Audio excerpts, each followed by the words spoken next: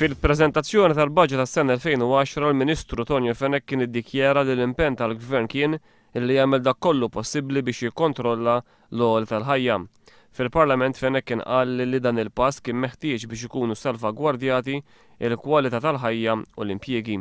Sena wara fil-preżentazzjoni tal-Baġit tas-sena 2011 il-Ministru Fenech qal illi huwa għaqli illi sa fejn ikun possibbli jitrażnu iż-żidiet fil-prezzijiet biex pajjiżna jżomm is-saħħa tal-flus u jħares il-kompetittività tiegħu.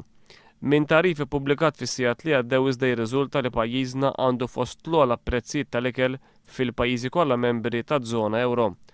Analiżi tal-Bank Ċentrali Ewropew turi li f'pajjiżna hemm differenzi kbar il fuq fil-prezzijiet ta' affarijiet bażiċi tal-ikel bħal laħam, ħut, frott u ħaxix meta mqabbla mal-prezzijiet fil-pajjiżi l-oħra membri taż-żona euro.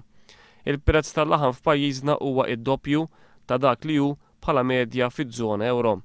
Il-prezz tal-ħut f'pajjiżna huwa 11-il darba ogħla tal-medja taż-żona euro u huwa l-ogħla fost 17 pajjiż membru taż-żona euro. Il-prezz tal-ħaxix huwa 43 darba ogħla minn kemm huwa bħala medja fiż-żona euro. L-ikbar differenza fil-prezzijiet iżda tirriżulta f'dak li huwa frott.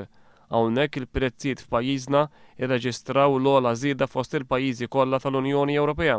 Dan bil-kontra ta' dak li qed jiġri fiż-żona euro għaliex f'Mejju li għadda waqt li f'Malta mill-analiżi tal-Bank Ċentrali Ewropew il-frott ogħla b'4%, fiż-żona euro bil-kontra il-prezzijiet tal-frott roħsu b'1.3%.